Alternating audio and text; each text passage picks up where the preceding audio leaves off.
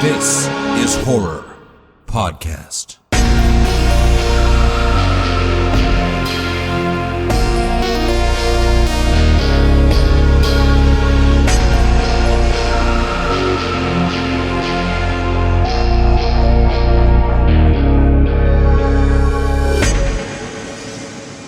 Welcome to This is Horror, a podcast for readers, writers, and creators.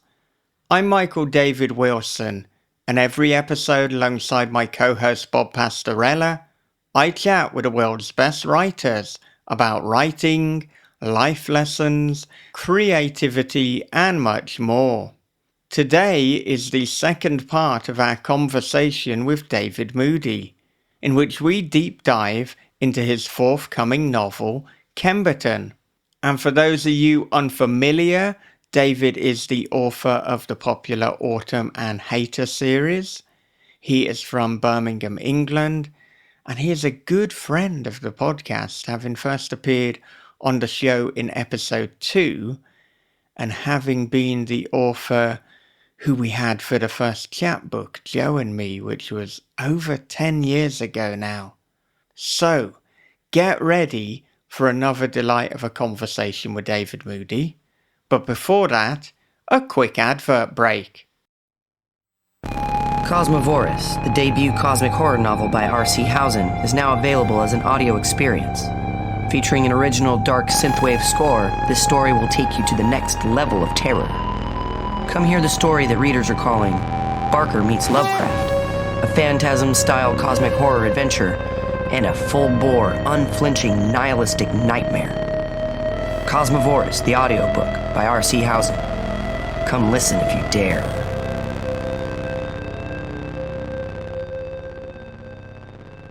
House of Bad Memories, the debut novel from Michael David Wilson, is out now via Cemetery Gates Media.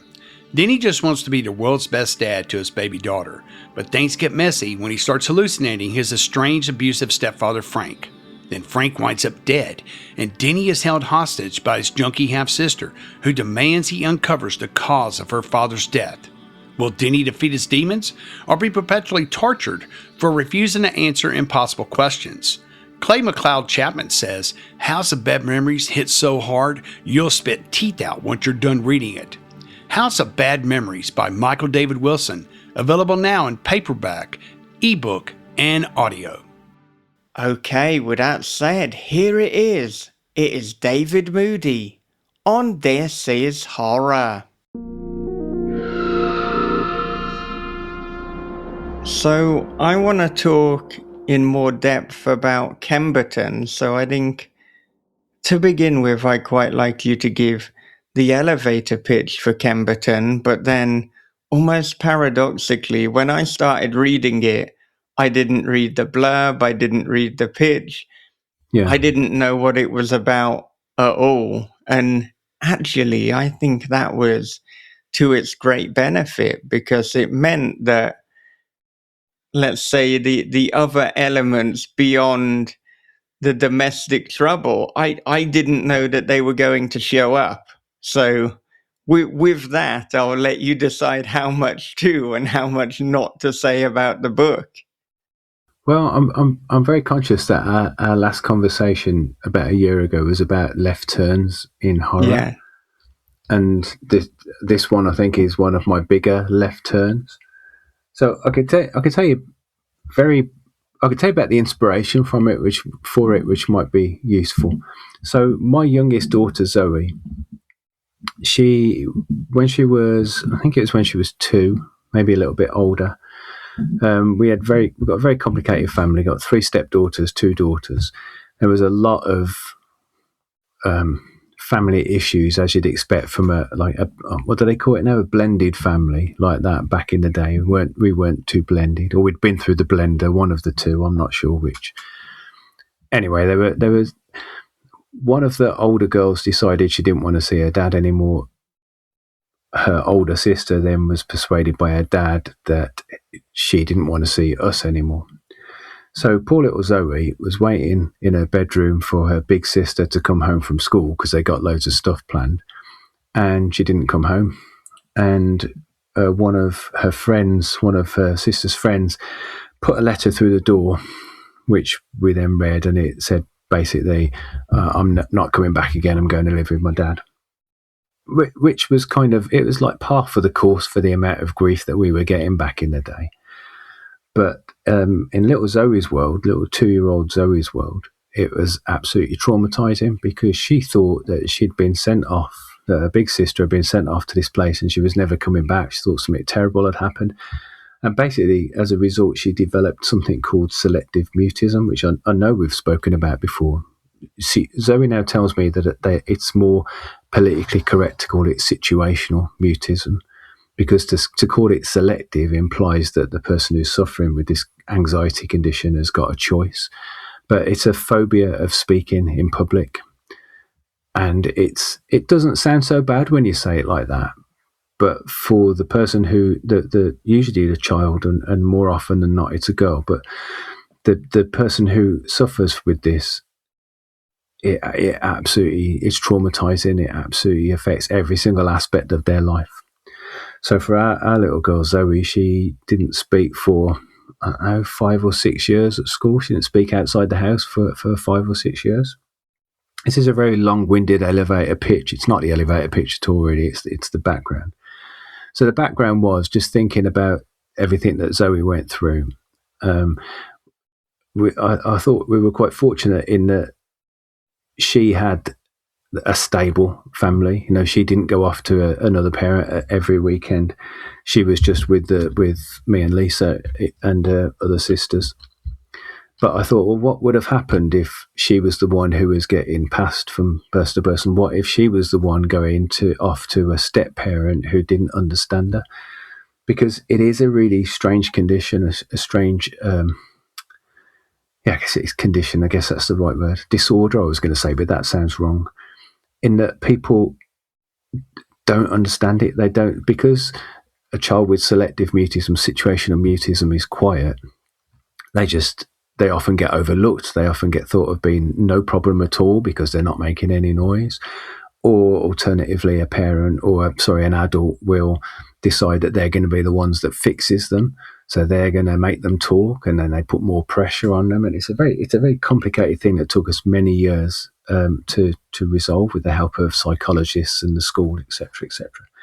So basically, the idea for the story came from that. Just imagining the worst case scenario for our little girl if that had happened.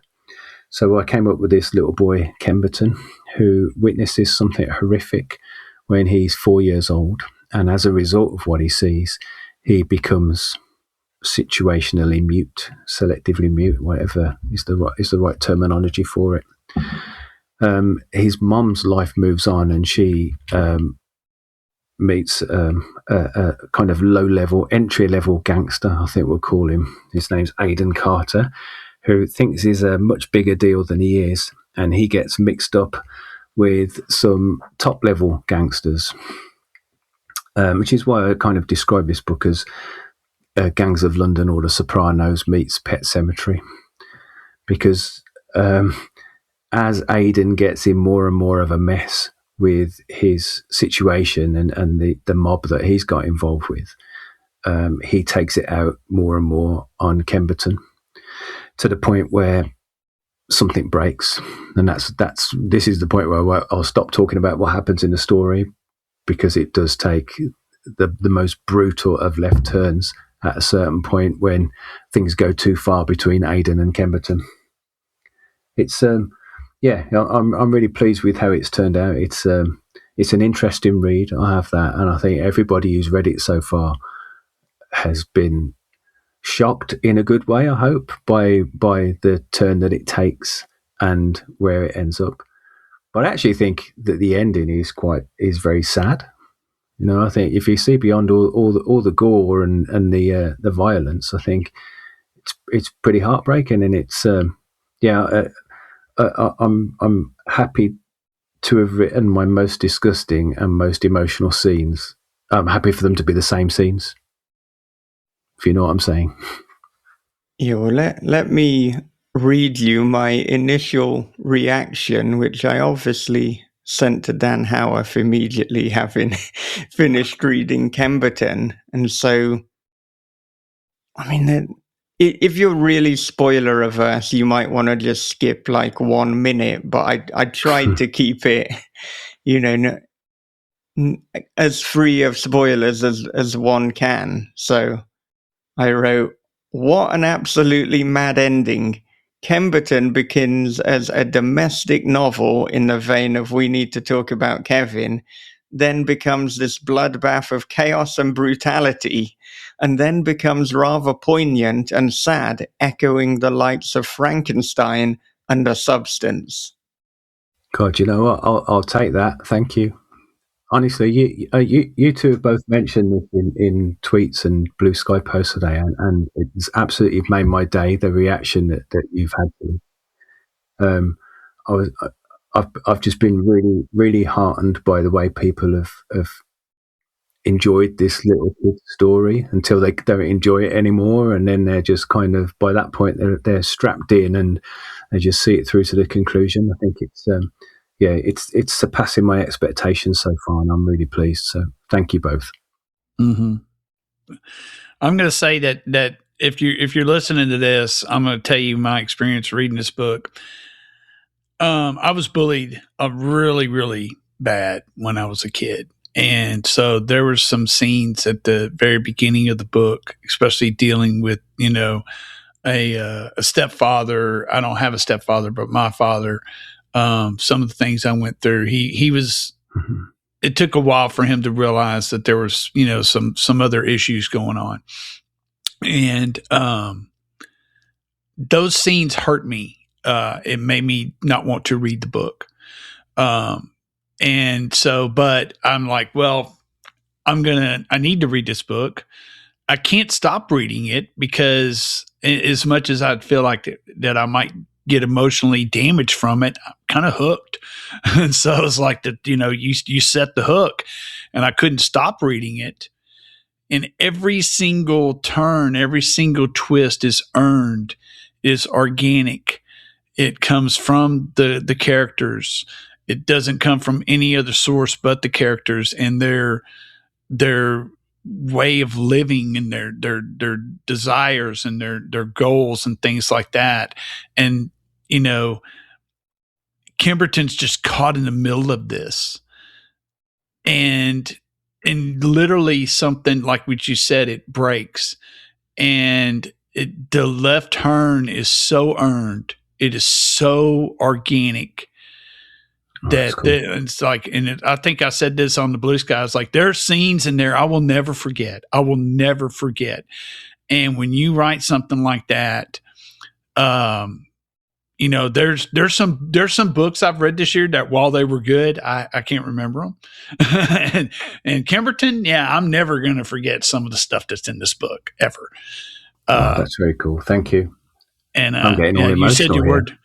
The word brutal is like, that's the one word blurb. It's brutal.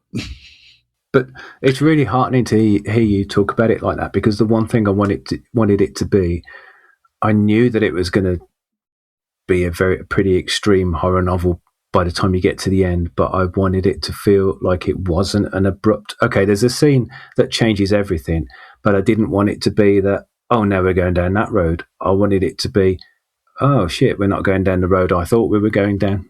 Do you know what I mean? Yes. So it's great to hear you saying that. I think I did actually. I actually tempered it down from the original version of the book, because there's, I think another inspiration for it was, there are so many horror stories here in England about families that have slipped under the radar, that have, that social services haven't responded to the triggers, or they've just never been reported, or they've just been lost in paperwork or whatever, and they only find out about the abuse and the grief that a child has gone through when it's too late, sadly. So I almost went down that road, but I just wanted to make it a little bit lighter by involving gangsters and things. I don't think it is lighter at all, but you know what I'm getting at. It's a little right. I didn't want it to be. I'm sorry to hear about the stuff that you went through, Bob. I didn't want it to be traumatizing for anybody who'd been in a similar situation. Yeah. I mean, and did not go through anything like Kemberton did at all, Mm-hmm. but I was bullied.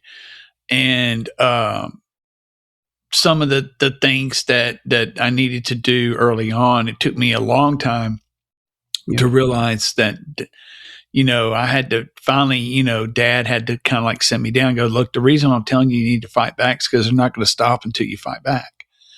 If you think they're going to stop and you're going to be able to be funny and make them like you, they're not.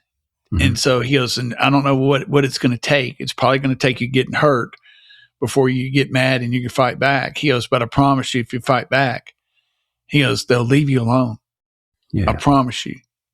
He goes, I know you don't believe me. And I went through years of that. Mm-hmm. And then finally something snapped and I fought back and things changed. And he was right. But it's like, you got to have that tough love. And reading those scenes, those kind of bullying scenes with those kids, it was kind of, I guess the word triggering, I was like, man, I don't know if I can handle this. And, and we have this concept of we're tough. I'm a horror writer, man. I'm a horror writer. I'm a horror reader. I'm going to read through this. There's some shit that gets to us, Yeah. And I powered through. Boy, I'm glad I did. Because that's cool. Okay. That book kicked me in the ding ding, man. It was good. I could have that as a blurb. It kicked me in the ding ding. Yeah, you can. I like my one word blurb better, brutal, but yeah. Yeah. I think that a lot of it as well came from my daughter's experience. Unfortunately, she wasn't bullied like the character is in the book, but it's the cruelest of conditions. Elective mutism, selective mutism, situational mutism. Sorry, there's so many different terms because the more pressure that the kids are under to come out of this, to break free, the equivalent of what your dad said to you about fighting back. But the more pressure there is on somebody who's situationally mute, the more will withdraw into themselves, and the darker the pit will get, and the more they'll be pushed down. I think, fortunately with Zoe, she had great support. Lisa was absolutely brilliant. She was going into school every week every day, and they had this thing called sliding in, which was where they'd gradually engineer a situation so that she'd talk to Lisa, and then she'd talk to a friend, and then by the end of the year they got a teacher in there as well, and it was just this gradual ongoing thing. But I can imagine that if she hadn't had the help in the way that Kemberton doesn't get the help in the book, that there would have come a point where something would snap.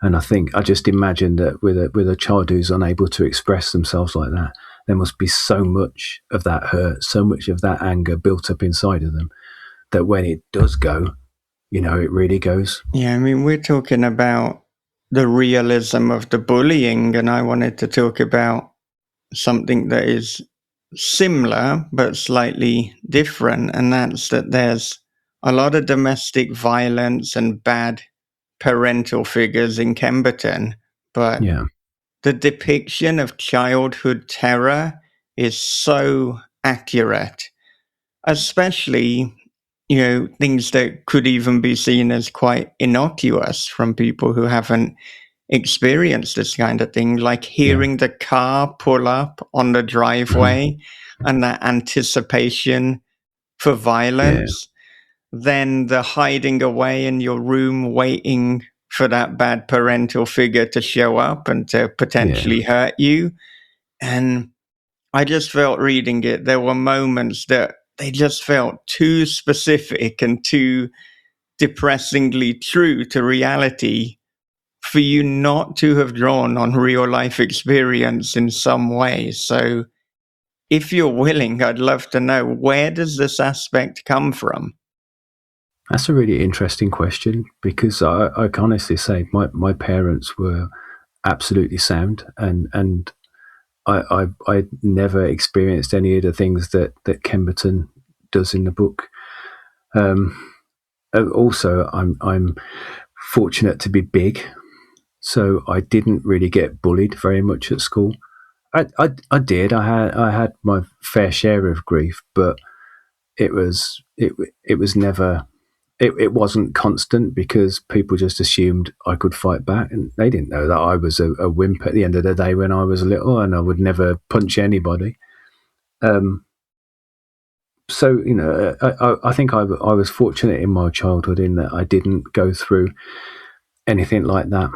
I think, sadly, that the experiences that I drew on for the book were from my own kids, not necessarily what they experienced in our family unit, but just hearing the stuff that the older girls had to deal with their own dad, who I guess I have to be careful. The chances of him listening to the This Is Horror podcast are exceptionally slim, but just in case, I'll try and be a bit vague. But yeah, he would put a lot of emotional pressure on them to make certain decisions or act in certain ways. If one of them accidentally called him Dave, he'd go absolutely crazy at them and freeze them out and not talk to them for weeks, and so on and so on. And so really it was looking at the stuff that my family has experienced, but also going back to some of the stuff that I've heard on the news and some of the stuff that I've spoken to other people about. I've got a very good friend who was a social worker for a long, long time, and he's told me, without going into specifics, about the kind of things that he's had to deal with. And it was really trying to take those experiences and not trivialize them, but take them to an extreme, a different kind of extreme.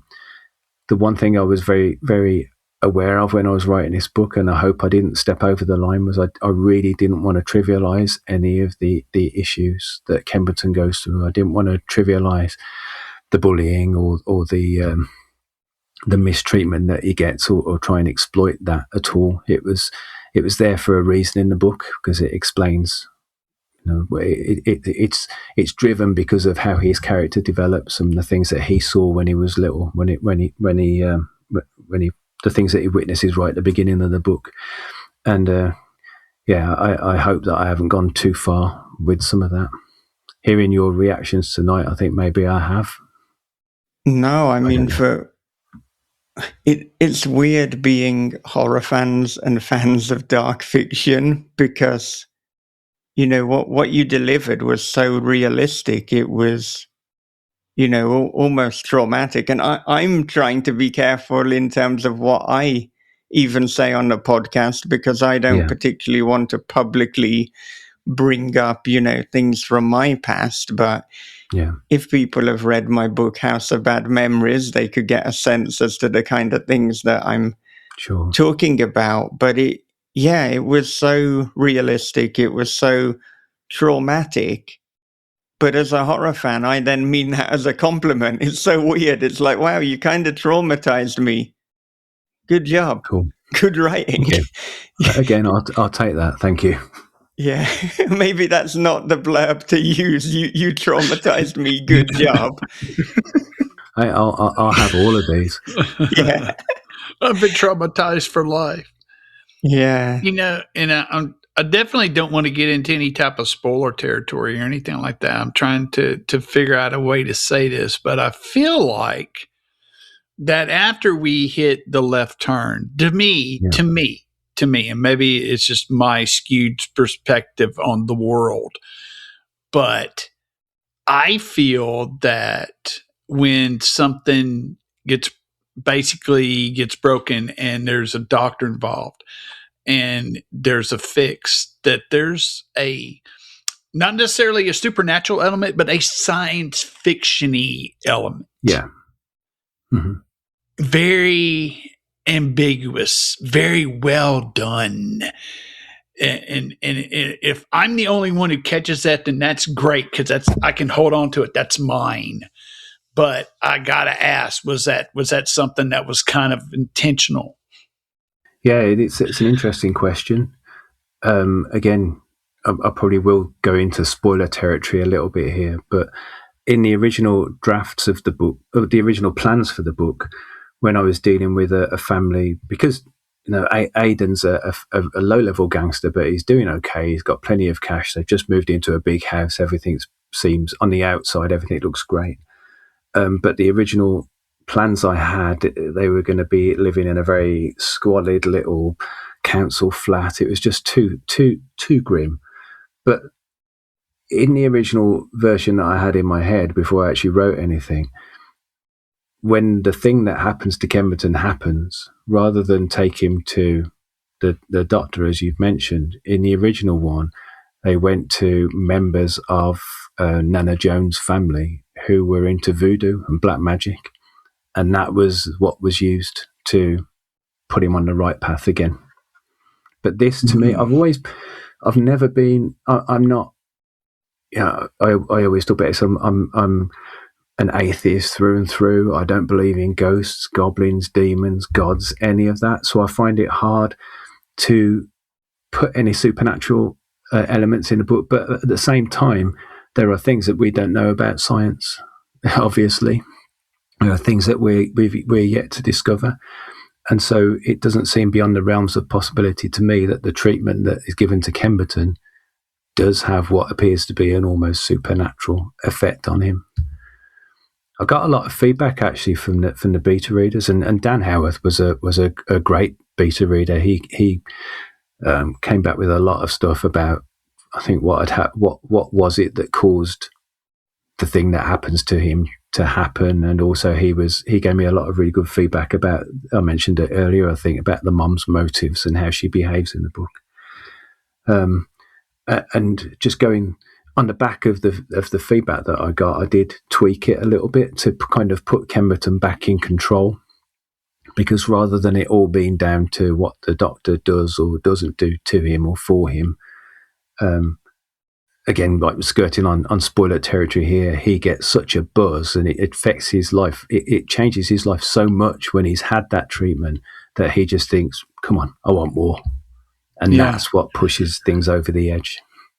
I have read accounts and I've seen video footage, obviously we all have, of people who are basically on some type of chemical who become monstrous right before your eyes. They don't really change their physical demeanor, but like having police officers having a very, very difficult time with the individual that they've tased, who should be immobile. And they're like, this guy is causing a lot of problems.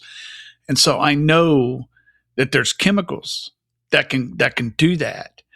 Mm-hmm. And they're probably, if you're cognizant of what they can do, the need to take those again very quickly because they make you feel good is addiction's a bitch, man, and it can happen so fast. And I think I found that to be a very interesting facet of the story. I was like, wow, it works on so many different levels, but the way it is handled really, really well. Thank you. So I love ambiguity. There's people out there who's going to hate it, and you need to get over yourself. But I love that kind of shit. I love it. And again, just going back to Zoe, my daughter. I mean, this is a long time ago now. She's 20. She was born in 2000, so she's coming up to 26. So this was happening. This was a long, long time ago. But as I mentioned, she had, I think, 5 or 6 silent years. And the amount of stuff that was built up inside her. I just remember once she'd started to talk, picking her up from school, as I was writing full time by then, so I was doing the end of day school run. And I remember just standing in the playground and thinking, whose kid is that making all that bloody noise? Because there was just this one child and her voice was booming across the playground and all the kids were laughing at her. And it was Zoe. She'd gone from like all these years of absolute silence to thinking, I've got a voice, I'm going to use it. And so I tried to use that as well, the excitement that, I finally broken out this spell, I'm really going to make the most of this now. So I think it's that combined with the addiction that you say, Bob, because I think that's what gives him that in his young mind. He thinks, well, that's what's got me so far. So if I just take more of it, I'm just going to feel even better. Oh, yeah. I think this move from initially having the change occur because of voodoo to it then happening via a doctor was such a good choice for the book on multiple levels. I mean, firstly, I could see how using voodoo in 2026 in the context could generate some shit and be problematic in some ways. So I think avoiding that happening was a good move. I think also it may have, rather than developed, almost lessened the character of the grandmother and made her almost a parody. So those are kind of the bad points to voodoo, but then the great points to the doctor. And I mean, he's an off the books doctor used by high up criminals. And so this is a man who his morality is questionable, but then we see, how multifaceted and how layered the doctor is, because even his morality has a line. And then that reflects on some of the other characters, again, skirting around the issues here. No, but I thought that was very effective, particularly for Kemberton's mother, and now how she reacts and how she sees kind of who she is and her own complicity in seeing someone else's reaction to Kemberton. So it was such a good move, and that's cool. It's great that you picked up on that, actually, because that was a conscious thing, again, based on the feedback I got from Dan and others, that there had to come a point where she thought, that's enough, no more, and obviously it's way too late, but that is the point. And the doctor is kind of ambiguous because ultimately he is a doctor, so at some point he did sign on to the Hippocratic Oath. But at the same time, he's been paid by a high-up mob boss, and all he wants to do is get this kid off his books as quickly as possible. So, yeah, none of these people you'd want to be friends with, really, would you? I think that there's possibly an argument to be made. It's like, I was reading something, and it's interesting how you say that this is I guess one of your comps was Pet Sematary, but I was reading something, and there's a whole conspiracy theory that Judd in Pet Sematary killed Church to start the ball rolling. Mm-hmm. And so, to me, I feel like there's possibly an argument to be made. The doctor kind of knew what was going to happen. Yeah. And said, you know what? These sorry fuckers deserve every ounce of pain coming to them. If they fucked us up. And again, veering very delicately around spoiler territory here, it's possible that he sent the kid off with enough medication to get him to the right point, but then what happened afterwards, with Kemberton taking more than he should have done, it was out of his control. So he did do that with the best of intentions to get this kid back on track, and what happened after that was, not part of the plan. Yeah. I think the way that the doctor is painted, for me, I felt that everything he did for Kemberton was with the best of intentions. Of course, he didn't want to see him again. He didn't want to see them again, but he clearly saw...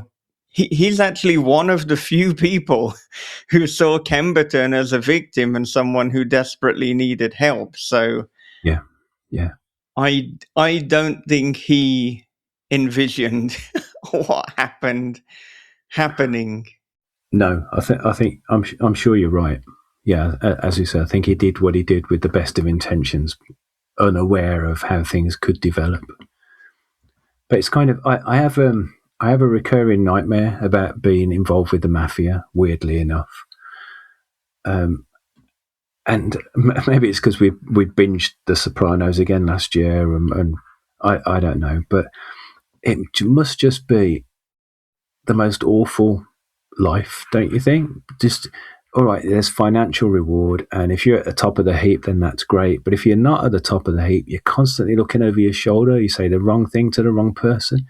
That pressure just must be incredible. So I think, again, for the doctor who's on the right side of the mob boss because he's doing a job for him, but at the same time he's thinking, I don't want to get involved in any of this. Let's get this kid gone. Yeah, I don't know. It's I think that Goodfellas kind of gives you a really, really good picture. If you weren't made, quote unquote, then Yeah. you constantly had to work. You were always working. You were always looking over your shoulder. You had to have every single thing had to be perfect to the T. No mistakes. And you had guys like Tommy who could just do whatever he wanted to do because he was made.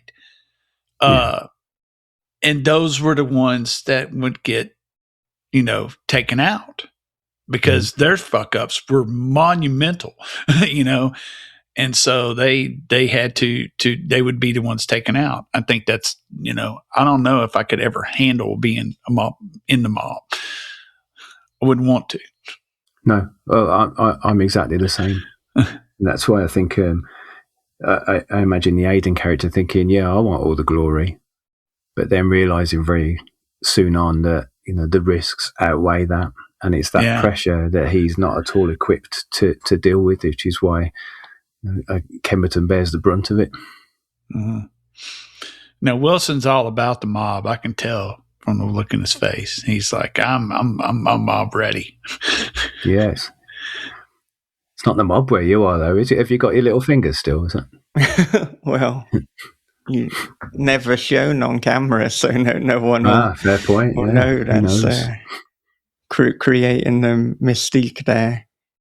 Although if I am in the Yakuza, then I've done very well to get in because they typically don't take a lot of people who aren't 100% Japanese. And given that I'm 0% Japanese. Very true. Yeah. But I mean, something I wanted to talk about was, even though you were initially known for writing about zombies, your work has always been more concerned with the human conditions than, monsters. And so I wonder, even though zombies or monsters are there, the heart of the story is always about humanity and relationships. And with Shadowlocked, and then with the first 50 to 70% of Kemberton, this seems to be even more apparent than ever, that this is about humans. This is about relationship dynamics. So has it been liberating to drop that zombie window dressing, for want of better phrasing? And is this part of you just writing about what you want to write about and giving less of a shit about marketing and all of that? Definitely. Oh, I always sound weird when I say this, but I do love zombies. I will never stop loving zombies, if you know what I mean. But they were always. I always wrote about zombies and zombie-esque things because that was always a foil. Because there's no better way to talk about the human condition, I think, than by making half of the humans something else. Scott Sigler gave me a great quote once. I wish I could remember it, but it was about Moody says so much about people by making people something else, and that always stuck in my mind, that just adding a different dimension to people. But I think what's happened in the years, I think when I started writing, I was I was young, I was naive, and I've been through the mill a little bit now, and it's easier to see the monsters around. It sounds very pretentious. I don't have to look as hard as I used to for them. And I think that's why I typically write about these flawed people, and I like a good unreliable narrator who, I'm as in Shadowlight, I'm great, I'm going to sort this out. And by the end of the book, you realise, well, actually, you're the problem, pal. It's there's there is a large element of just writing what the hell I want now, and it's similar with Dirty Day as well. It's a guy who's absolutely is a failure on every level. He's a young father, unexpected baby, out of work, lost the house, and they're in the mess because he's an idiot, basically. And the book is about him trying to resolve that and trying to show how actually he's quite smart when really he isn't. So I do. There are a lot of flawed people about, and I do like picking holes in them. I should say too, as we mentioned, Dan Howarth, when I started reading... Now we're talking about flawed individuals. Yeah, as we're talking about flawed Dan. individuals, Dan Howarth, most flawed individual I know. But when I started reading Kemberton, it did remind me a little bit, or I felt there was a parallel between Kemberton and Dan Howarth's Lionhearts, in that it's set in this almost broken Britain, this poverty, kind of crime-riddled Britain. And I do love Lionhearts, it's and I can see what you're saying there. I'm really pleased. I owe Dan an email. I haven't spoken to him for a bit, but I know he's been he's on the list for the British Fantasy Society. Best novel, up for a it? BFS award, yeah. And I listened obviously to the interview that he did with you very recently. That Lionhearts is a phenomenal book, and I think they absolutely do exist in the same world. And I don't think that Britain is as broken as people would have you believe, but there's a lot of discontent under the surface. There's a definite swathe of society that do feel hard done by and do feel forgotten, and who are prone to violence and to kicking out. So it's an interesting thought. I'll put it to Dan next time I speak to him. Does Kemberton and Lionhearts exist in the same universe? We could create a shared grim cinematic universe, couldn't we? Yeah. So you've got Kemberton in Weoley Castle, and then you've got Lionhearts a little bit further up north. And I mean, I love that it was set in Weoley Castle because it's such a specific Birmingham area. So I wondered, and this is a bizarre question to be asking, but what inspired the Weoley Castle setting, and what is your relationship with Weoley Castle? I grew up there, unsurprisingly. So Kemberton Road is on one side of Weoley Castle Square, and we lived kind of the same distance on the other side of Weoley Castle Square.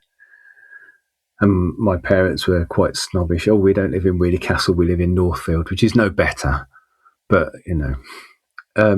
I love Weoley Castle. I'm expecting, if anybody from Weoley Castle reads the book and takes objection, then that'll be a real shame, because it's such a funny little area. It literally is the square, the shopping centre, the square that's an oval.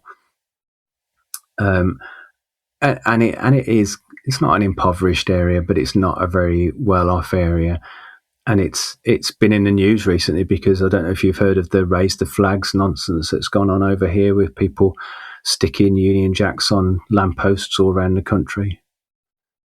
But that started in Weoley Castle.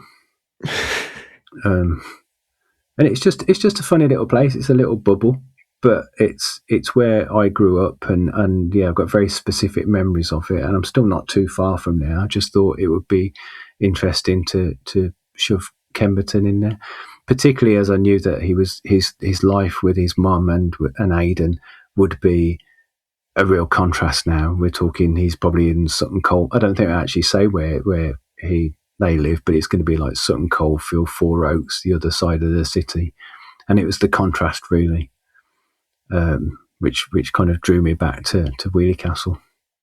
But it's always nice to weave in somewhere that I mean, Kidderminster. You went to town on Kidderminster, didn't you? In Daddy's Boy. So I just thought it would be cool. Yeah, no, I did feel that you were doing for Weoley Castle what I did for Kidderminster. So I'm not sure what we did, but I know whatever we we haven't really done did, a lot, have we? we both did it. Yeah, Yeah. yeah. I'm not sure I'll be if the book takes off. I'm not sure if I'll be doing like guided tours and things. And this is the shop where Kemberton lived. No, thank you. So then the name Kemberton came from a road in Weoley Castle. Yeah, yeah, yeah. That's it. And yeah, and the logic was, I think, as it explains in the first chapter, his dad Eddie was one of several Eddies in the class at school, so he always wanted his child to have a fairly distinctive name, and he thought Kemberton sounded quite fancy, and he knew there wouldn't be another Kemberton in the class. So yeah, Kemberton Road. Yeah.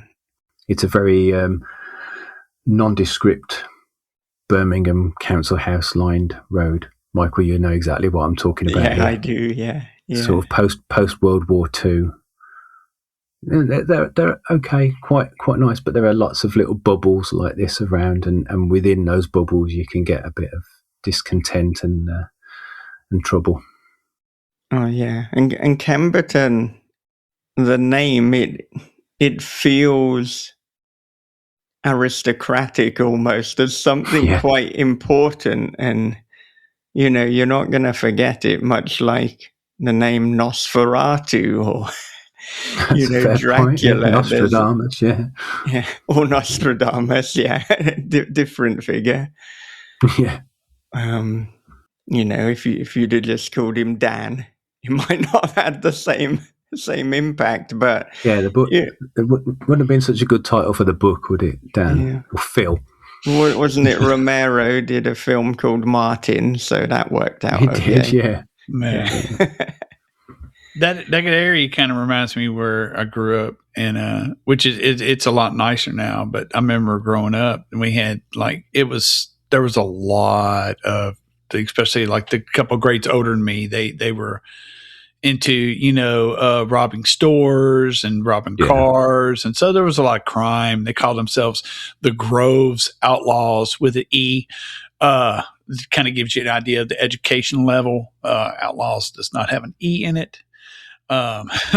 So spray painted that on the Groves sign, Groves Outlaws. And it's just like, y'all guys are stupid, and then that went away. It sounds very familiar because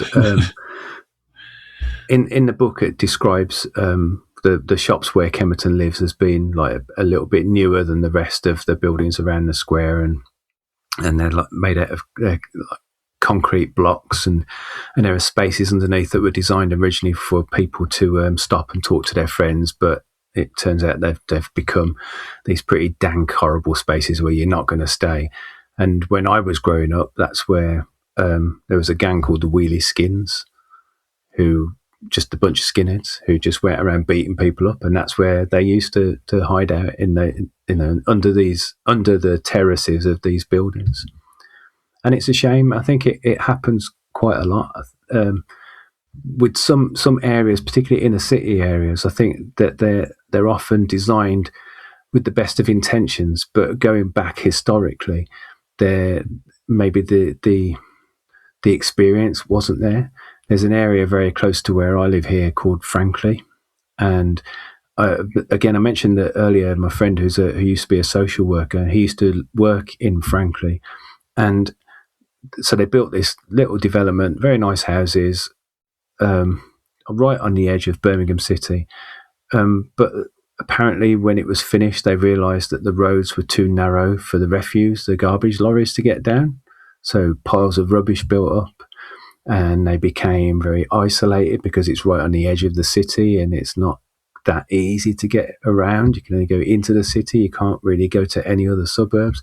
So it became quite isolated, and it doesn't take a lot for a place that was built with the absolute best of intentions to become almost a ghetto. It's not. It's much better now, but you can see how the urban planning mistakes that were made back in the post-war period kind of result in these little areas springing up. Yeah, that's the bigger the city, the worse it was too. Yeah. They had, gentrification happening in New York City, late 70s, early 80s. And I don't know if you've ever seen the film Wolfen, which was based upon Whitley Strieber's novel. But in the film, some of those scenes, they didn't have to do anything. Those were buildings that were being demolished in the middle of New York. And they just had a unique, shooting opportunity to give a very kind of apocalyptic landscape to, like basically urban decay. That's a very Wolfen is a very it's if you've never read it, I'm not trying to spoil anything, but it's about super intelligent wolves, but it deals a lot with society. It's very, very, very deep, and it's one of my favorites. It's just, but I love the fact that they just didn't have to really do anything. It's like these streets are messed up, we can use this. Yeah. No, I love it when a neighborhood can be used like that in a film. Another great one is a film that I always talk about, Threads, the BBC nuclear drama from Sheffield. Apparently, they were the estate where they filmed the Kemp family, I think it is. Have I got it the wrong way around? I can't remember. One of the families in Threads, they live in very typical for the UK Victorian terrace houses.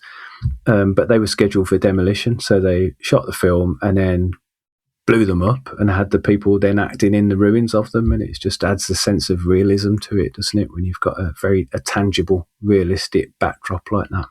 Yeah, that's like in The Road. A lot of the exterior scenes they shot a couple of years before from Katrina in Louisiana during the hurricane.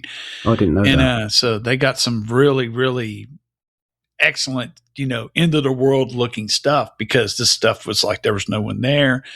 And the guy who made the film, he knew he was going to use it for something. He just didn't know what when he shot those pictures, and said, "Well, I figured out what I'm going to use it for." Yeah.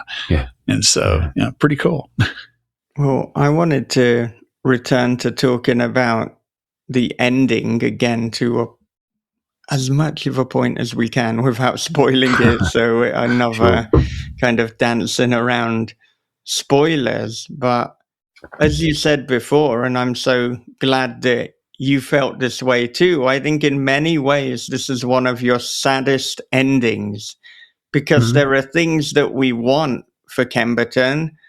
There are things that I think he deserves and I wanted him to get, but I would say, he gets about 50% of the things that you'd want for him, and then he doesn't get the other 50%. And I mean, from a story perspective, the ending is absolutely perfect, but my goodness, did it leave me feeling a little bit sad and numb. And so I wonder, how hard was it for you to nail that ending? And did you go back and forth in terms of how much you were and weren't going to give Kemberton? I think I always knew it was going to end that way. I always knew that the two characters that are left at the end would be those two characters, and it would bring their story like full circle. I think I surprised myself with how extreme it gets in the scenes leading up to that.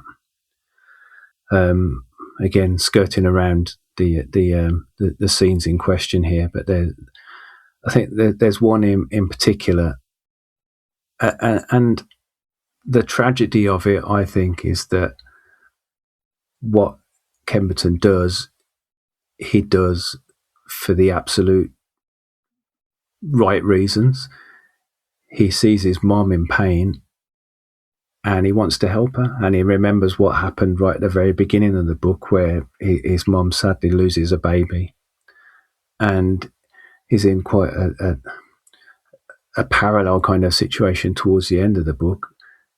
He knows that he can see that she's struggling, and so he wants to help her, and he helps her in a childlike kind of way, I think, and that to me was the toughest part to write. And there are a few things there. I think one thing I tried to do in the book, I really enjoyed writing in the kind of tense that I do it. It's like it's third person, but it's kind of immediate. So Kemberton does this, he sees that, and I wanted to do it with this book because I think that allows you to get into the heads of each of the characters that you're focusing on. So I don't know if you noticed, but when you get to the bits that it's when we're following Kemberton, it becomes a bit more childlike and a bit more chatty, a bit more conversational. When it's Aidan and the gangsters, it becomes more aggressive and there's more swearing and so on and so on. And I just thought as we were getting to the end that he's got such limited experience. He's so naive. He's so young, but he knows what he thinks he needs to do, and it's when he does it. And I'm desperately trying to avoid telling listeners the one thing, the one line in that really broke me. I can't. I'm not going to talk about it. But there's just one thing he does to show his mom, and the effect of that is absolutely tragic. And I think it's that's what I'm proudest of with this book. That everything that he goes through, no matter how extreme things get, it's still him at the end of the day, still trying to do the right thing, still trying to find that voice that he'd lost. So there, I think I skirted around that okay there. I think so too. And just the absolute tragedy of it all is, just as we think he's free of his situation and what was holding him back after he's seen the doctor. Yeah. Actually, as we progress, particularly on the playground, let's say, we realize that he's even more trapped than ever. Yeah. Mm. And that was, part of what made it so sad. It's like this person is just looking for acceptance, and he thinks that he's got the solution, but and also just the way that you made it clear that, again, how am I going to even say this without spoiling it? But I don't know if I can actually. I don't know how, but Kemberton is aware of what he wants to communicate, but it's being received differently. Let's put it like that. That is the best way I can say it without completely spoiling it. And then you couple that with, the other sad part, as you alluded to before, is just his absolute naivety and his lack of experience and his innocence. He believes that everything that he is doing is the right thing to do. If you think about all the things that he does, it sounds insane to say it, but he actually has a heart of gold. He has a heart of gold until the end, in spite of the absolute abhorrent actions that are ultimately taken.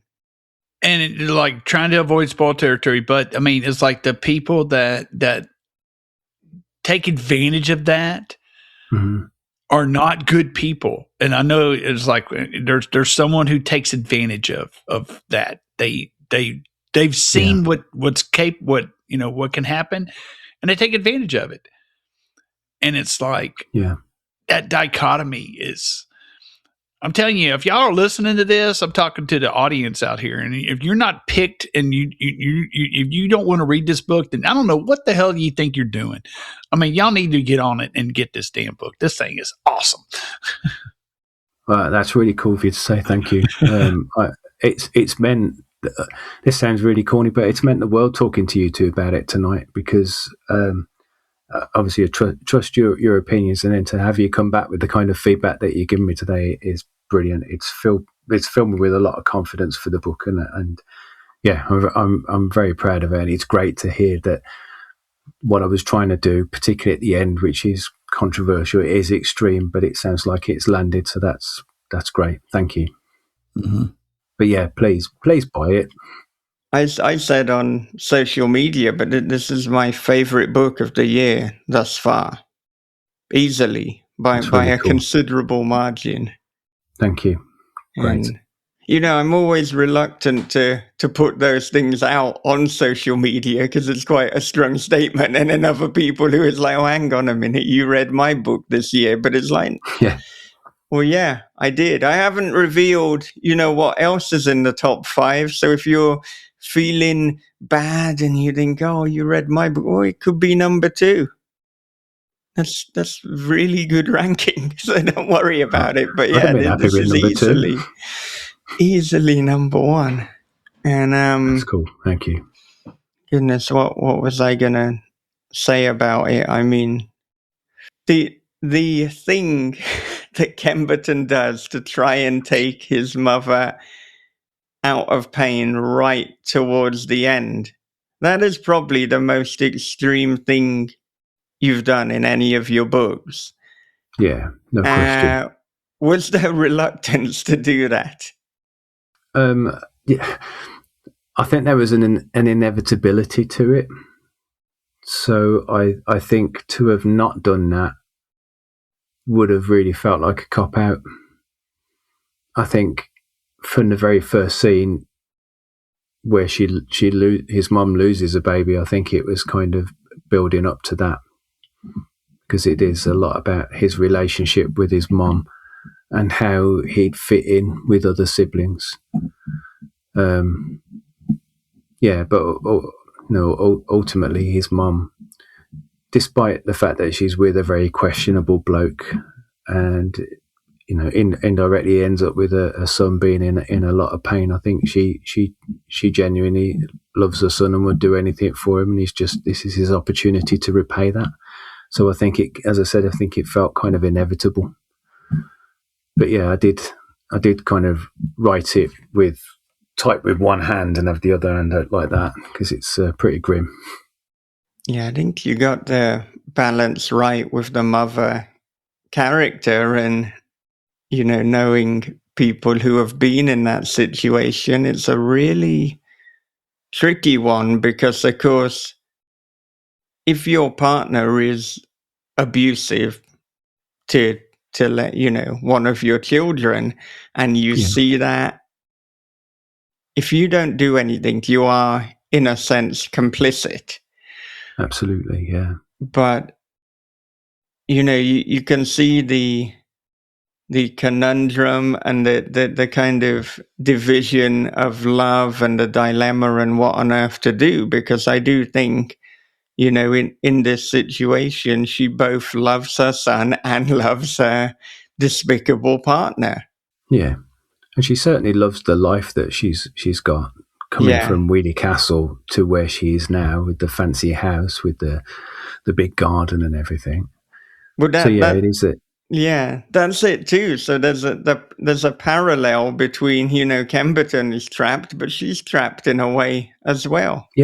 Yeah, she's definitely boxed herself into a corner in the relationship, I guess, in the same way that Aidan has as well, signing up with the mob. Yeah, because he can't get off the merry-go-round, and neither can she now. Everybody's trapped. Yeah, it's horrible, isn't it? yeah. Yes. What a lovely note as we come towards the end of the podcast. And I mean, I want to know, so you said that at the moment you are just prioritizing your enjoyment when it comes to your writing. You said this has been quite a pivotal year just in terms of that revelation for you. So what is the writing to day job balance looking like at the moment? What is the writing to writing tangential things such as marketing, such as promotion looking like? What has this realization done in terms of your routine and your life? I am spending a lot more time writing now, which is good, because it's so easy to get preoccupied with all the other things that you're doing, particularly when you've got a new release out and you're doing it all yourself, just trying to coordinate it all and get it all put together. I learned that I've absolutely got to spend more time just writing the damn stuff. And it's like when I go out for a run, I never want to go out for a run, but as soon as you take one step, you're running, and that's fine, and you'll keep going. And I find writing can be the same. Any excuse that I'll find first thing because I need to update that spreadsheet or just check that file or just see how many copies of this have sold or whatever. It's also easy to fall down that trap. So I make a conscious effort now of just opening the Word document and just going for it, and just writing as much as I can. So I'm trying to get a couple of novels in advance. So I've still got Dirty Day. We'll see what goes on with that. When I'm clear, because I'm also working on a 20th anniversary edition of Hater, which will be hopefully out in September, and I'm writing some additional material for that, which has been a lot of fun. I'm writing 2 new shorts for it, an essay about the book, and another short story which it's kind of tangential to the book. So there's a key scene in Hater, the key scene in Hater, I think, that where everything changes. And for those who haven't read it, it splits a family. And so in the book, we follow Danny McCoy through the rest of the story, and then meet up with Lizzie, his partner, in a future book, in a sequel. So I've taken that scene as my start point, and I've now written Lizzie's version of events, which has been really interesting. So yeah, I'm always hesitant to say churning out the stuff, because I said that to James Herbert once, and he had a right go at me. So you don't churn it out. But I guess what I'm saying is it flows more easily now. And I'm really enjoying doing it. And if other people enjoy it as well, then that's amazing. That's fantastic. But I'm not just writing for me, but I'm just writing. I'm also conscious that I'm getting older. I know I've mentioned that a few times, but it's only because it's 15 years since we first met, I think, Michael, or more than that, and I've been and Hater's 20 years old. And, I'm mid-50s now. I was mid-30s when all of this started. And I'm just aware that I'm not suggesting time's running out and I'm almost done. It is for this podcast, I know, because it's 2:30 and still 23 degrees. But I know that I'm not going to go on forever. And I've got this ideas document that's full of stuff that I've got. If I managed to write it all, it would take me another century. So I just want to get as much of that written as I can. And I guess that's the real fire that's keeping me going at the moment. I'm intending on spending all my money, so this is the kids' inheritance. I'm going to leave them with a pile of finished manuscripts. There you go. Get on with that, girls. There you go. They can become publishers due to circumstances.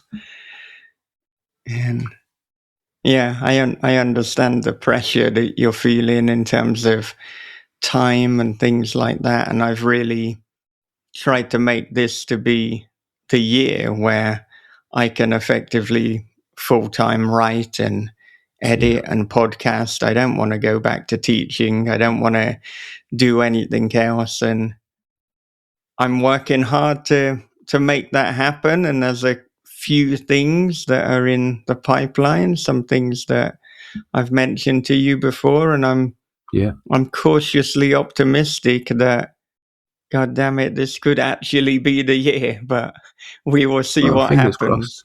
Yeah. All right. Well, do you have any final thoughts to leave everyone with? I think that the obvious final thought would be just to say, I would love for you to order Kemberton, and then you can try and go back to this podcast episode and then work out what it was we were skirting around so much in the second half. So yeah, it's out on the 28th of July.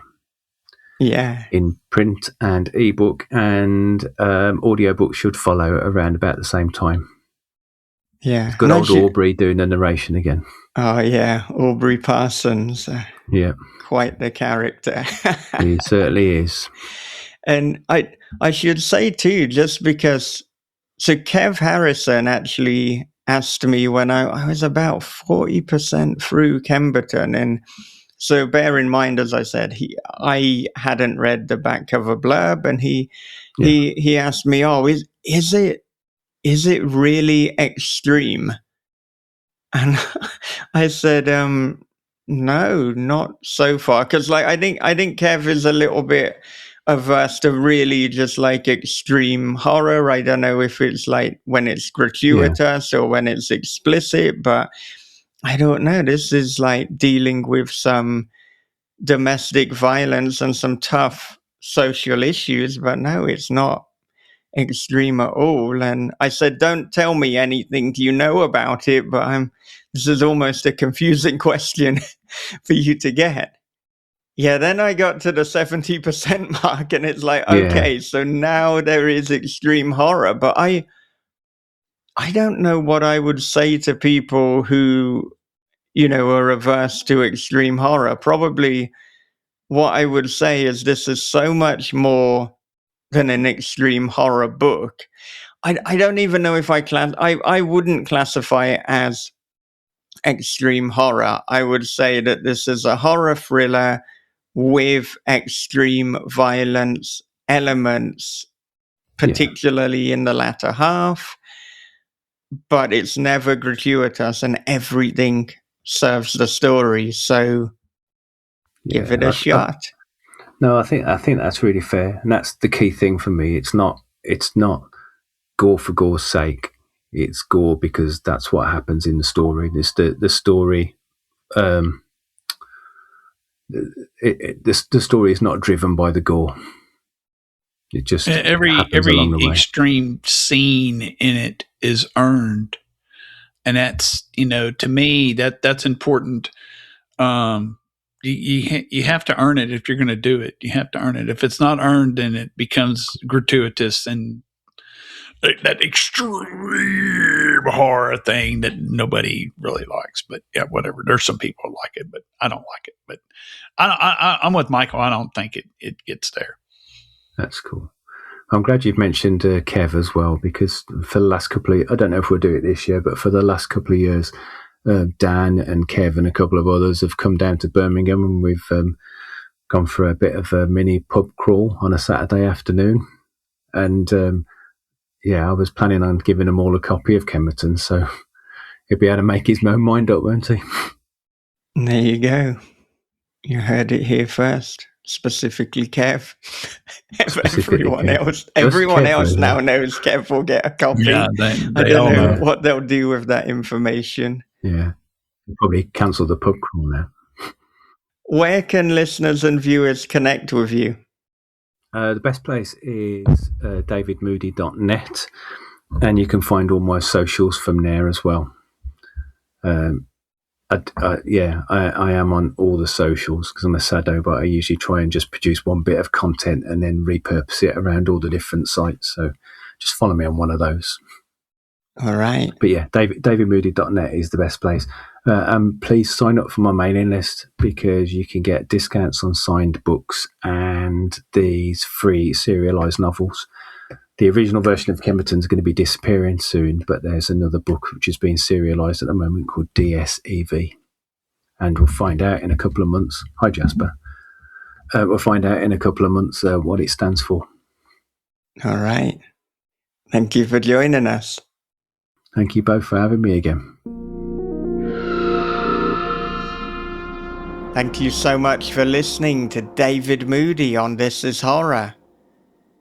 If you liked the episode and would like to support the podcast and get to hear every episode ahead of the crowd, please do become a This Is Horror patron at patreon.com/This Is Horror. Not only will you get early access to each and every episode, but you'll be able to submit questions to every guest. So once again, that is patreon.com/This Is Horror. It's the best way to support us. It's the best way to keep the show alive. Well, okay, before I wrap up, a quick advert break. House of Bad Memories, the debut novel from Michael David Wilson, is out now via Cemetery Gates Media. Denny just wants to be the world's best dad to his baby daughter, but things get messy when he starts hallucinating his estranged, abusive stepfather Frank. Then Frank winds up dead, and Denny is held hostage by his junkie half-sister, who demands he uncovers the cause of her father's death. Will Denny defeat his demons, or be perpetually tortured for refusing to answer impossible questions?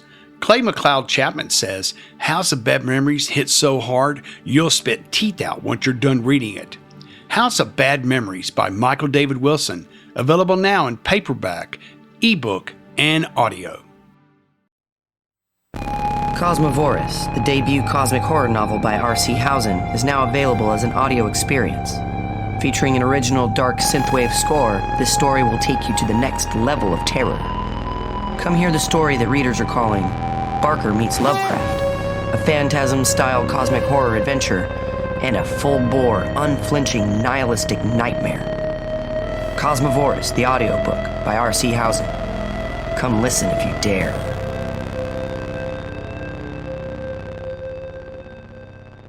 Well, as always, I would like to end with a clip from a previous This Is Horror episode. And today is from episode 655 with CJ Lead, in which she talks about writing American Rapture. So, here we go. When I started writing this book, I wanted it to be just really like a retelling of Inferno and the Divine Comedy. And I kept thinking about this idea of like the lover's whirlwind and sort of like bodies in the wind. And I knew that there were illnesses that can sort of like attack parts of our brains, right? We know this, that can kind of change behavioral patterns.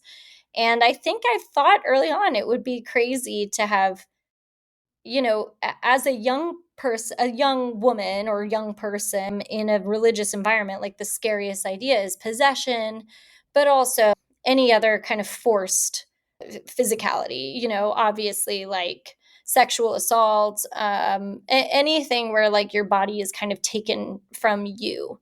And so I put that into zombies. I made, you know, this fear of sexuality into something like very kind of literal and physically omnipresent. And so that was kind of my working through it. The part that changed was with COVID. I thought there would be vaccine backlash. I grew up in the land of don't tell me what to do. And so I suspected that people would not like being told to get vaccines. And I thought there would be religious figures weighing in on things. So all of that was always there. The only thing that changed with COVID was like, I didn't realize, first of all, masks. I didn't think masks would be such a big part of things.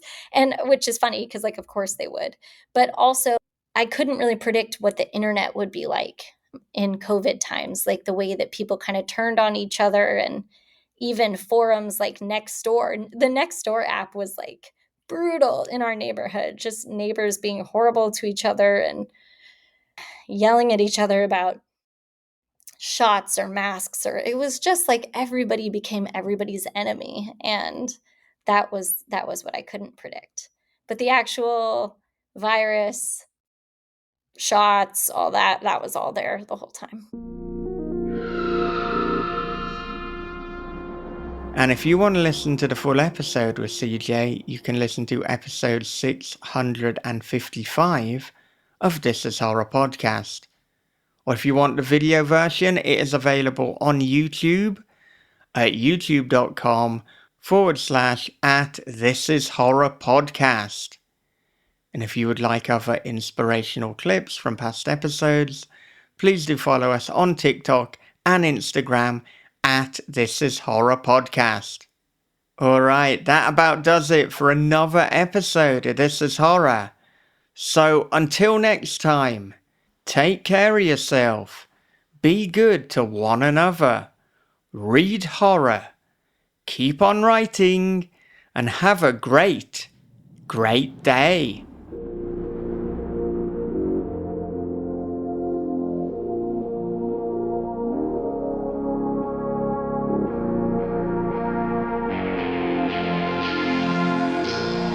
This is Horror Podcast.